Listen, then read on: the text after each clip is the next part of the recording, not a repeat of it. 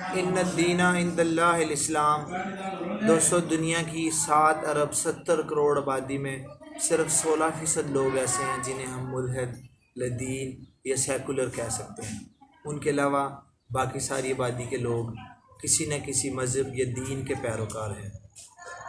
دنیا میں 2 طرح کے مذاہب ہیں، الہامی اور غیر الہامی۔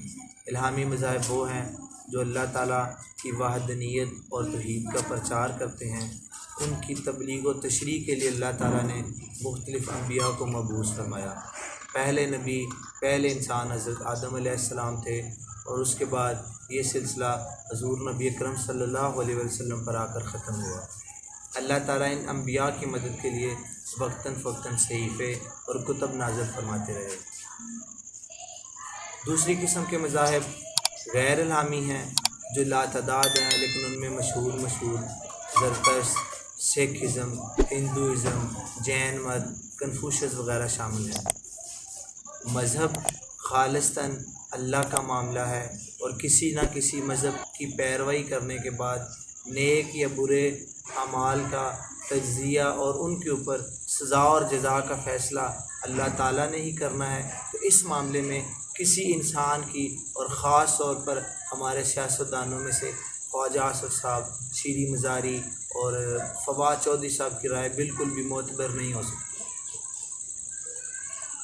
چند دن پہلے خواجہ آصف صاحب نے ایک تقریر کے دوران یہ کہہ دیا کہ تمام مذاہب برابر ہیں، اور میں نے تو عید کی نماز بھی ایک چرچ میں ادا کی۔ تو میں یہ کہنا چاہوں گا کہ آپ نے کیا ایک عید کی نماز چرچ میں ادا کی؟ اللہ تعالیٰ نے یہ چاہا ہی نہیں، اللہ تعالیٰ نے آپ کو یہ توفیق ہی نہیں دی کہ آپ عید کی نماز مسلمانوں کے ساتھ عیدگاہ میں یا مسجد میں ادا کر سکیں۔ اللہ تعالیٰ سورۃ آل عمران آیت نمبر 19 میں فرماتے ہیں، ان الدین عند اللہ الاسلام، کہ اللہ کے نزدیک بہترین اور پسندیدہ دین صرف اسلام ہی ہے۔ ایک دفعہ کا ذکر ہے کہ حضرت عمر، جو کہ خلیفہ ثانی بھی تھے، حضور پاک صلی اللہ علیہ وسلم کے پاس تورات کا ایک نسخہ لے کر آئے اور اس کو پڑھنے کی اجازت چاہی، لیکن اللہ کے نبی نے اس کو ناپسند فرمایا اور ان کا رنگ سرخ ہو گیا۔ حضرت عمر نے جب یہ دیکھا تو فرمایا، رضیت باللہ ربا و بالاسلام دینا و بمحمد نبیہ صلی اللہ علیہ وآلہ وسلم، ہم اللہ کے رب ہونے پر، حضور اکرم صلی اللہ علیہ وسلم کے نبی ہونے پر اور اسلام کے دین ہونے پر راضی ہو گئے۔ یہ بات سن کر اللہ کے نبی نے فرمایا، اگر آج موسیٰ علیہ السلام بھی ہوتے اور آپ ان کی پیروی کرتے اور تو آپ گمراہ ہو جاتے۔ ایک اور جگہ پر آیا کہ اللہ کے نبی نے فرمایا کہ اگر آج موسیٰ علیہ السلام ہوتے تو وہ بھی میری ہی پیروی کرتے، میری ہی اتباع کرتے۔ دوستو، بدقسمتی سے آج دنیا ایک گلوبل ولیج بن چکی ہے، اور اس کے اوپر استعماری قوتوں کا اور میڈیا کا بری طرح قبضہ ہو چکا ہے۔ اسلام کے دشمن اسلام کی صاف اور شفاف صورت کو دھندلا کرنا چاہ رہے ہیں۔ خود ساختہ، تحریف شدہ الہامی مذاہب کے ماننے والے اپنے مذاہب کا پرچار زور و شور سے کر رہے ہیں۔ اس کے ساتھ ساتھ وہ اسلام کے بارے میں شکوک و شبہات پیدا کرنے میں کوئی بھی کسر نہیں چھوڑتے۔ تو اس دور میں ضرورت ہے ہمیں اپنے آپ کو ایجوکیٹ کرنے کی، ہمیں اسلام کی تعلیم حاصل کرنے کی، تاکہ ہم تعلیم حاصل کریں، اسلام کو جان سکیں، اسلام کو سمجھ سکیں، اور اسلام کے خلاف آئے روز ہونے والے حملوں کا مقابلہ کر سکیں۔